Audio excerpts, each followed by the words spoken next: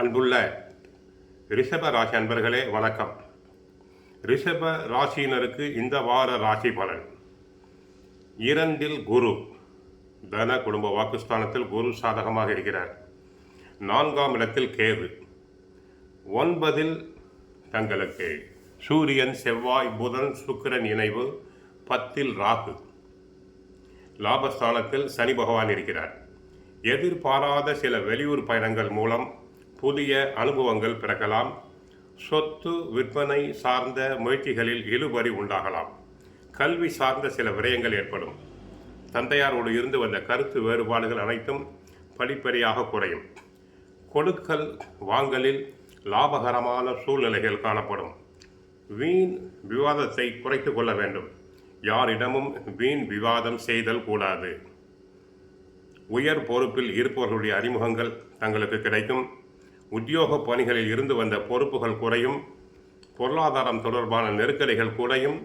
உடல் ஆரோக்கியம் தங்களுக்கு மேம்படும். ராசிநாதன் சுக்கிரன் 9ஆம் இடமாகிய பாக்கியஸ்தானத்தில் சாதகமாக இருக்கிறார். 10ஆம் இடத்துக்கு மாறப்போகிறார். பொருளாதாரத்தில் நல்ல வரவுகள் உண்டாகும். வெளிநாட்டு வேலை, வியாபார முயற்சிகள் பலனளிக்கும். குழந்தை பேறு, வீடு மனை வாங்குதல், ஆடை ஆபரணம் வாங்குதல், சுப விஷயங்கள் நடைபெறும். சுப நிகழ்ச்சிகளில் உள்ள தடங்கல்கள் அனைத்தும் விலகும். குருவால் புதிய வாய்ப்புகள் கிடைக்கும்.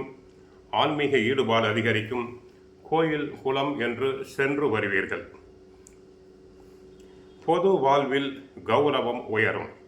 உங்கள் சொல் பேச்சு கேட்பார்கள். 6ஆம் இடமும் அசமஸ்தானம் எனப்படும் 8ஆம் இடமும் குருவால் பார்க்கப்படுவதால் கடன்கள் அனைத்தும் தங்கள் கட்டுப்பாட்டுக்குள் இருக்கும். மேல் அதிகாரிகளால் பாராட்டுதல்களும் அங்கீகாரமும் கிடைக்கும். சிலருக்கு பதவி உயர்வு கிடைக்க வாய்ப்புண்டு. தந்தையின் உடன் பிறந்தவர்களால் பிரச்சனைகள் தங்களுக்கு வரலாம். வாக்குஸ்தானத்தில் குரு வக்ரமாகி இருப்பதால் கவனமாக பேசுங்கள். பேசும் வார்த்தைகளில் எண்ணி பேசுதல் வேண்டும். அதிக அலைச்சல், அதனால் வரும் மன உளைச்சல் உண்டு.